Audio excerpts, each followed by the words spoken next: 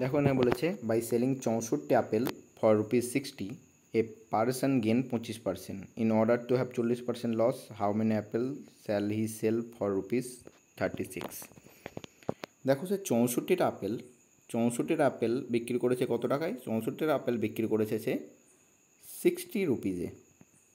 60 রুপিজে সে কী করেছে? সেল করেছে, এবং তার ফলে তার 25%-এর কী হয়েছে?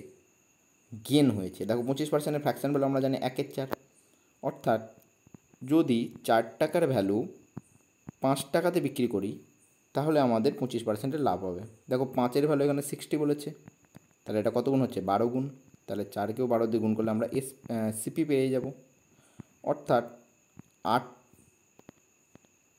48 টাকা দিয়ে কী করেছিল? প্রোডাক্টটাকে সে কিনেছিল। এই 64টা অ্যাপেল সে 48 টাকা দিয়ে কিনেছিল এবং বিক্রি করেছিল 60 টাকায়, ফলে তার 25%-এর গেন হয়েছিল। এবার দেখো পরবর্তী লাইনে কী বলেছে?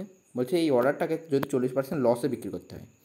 দেখো 40% লসে বিক্রি করা মানে কি? 48 ইন্টু 60/100, অর্থাৎ এত টাকায় যদি প্রোডাক্টটাকে বিক্রি করে, এই এত টাকায় যদি সে 64টা আপেল বিক্রি করে,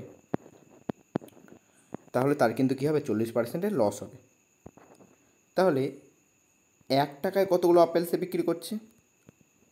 সিম্পল ভাগ দিতে হবে, 64 বাই এটা করতে হবে, 64 বাই এটা করতে হবে, নাহলে 64 বাই এটা করলে কী হবে? 64 ইন্টু 100 বাই 48 ইন্টু 60।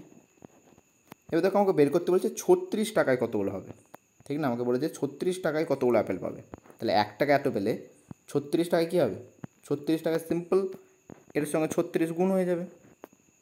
এবার দেখো শুধু কাটাকুটি করলে আমাদের অ্যান্সার বেরিয়ে যাবে। 8 দিয়ে গেলে 28 64, 800 48, 0-র সঙ্গে 0 কাটা, 6 আর এখানে 36 কেটে গেল, নাহলে 8-10 কত হয়ে যাবে? 80। অর্থাৎ 80টা অ্যাপেল যদি সে বিক্রি করে 36 টাকা দিয়ে,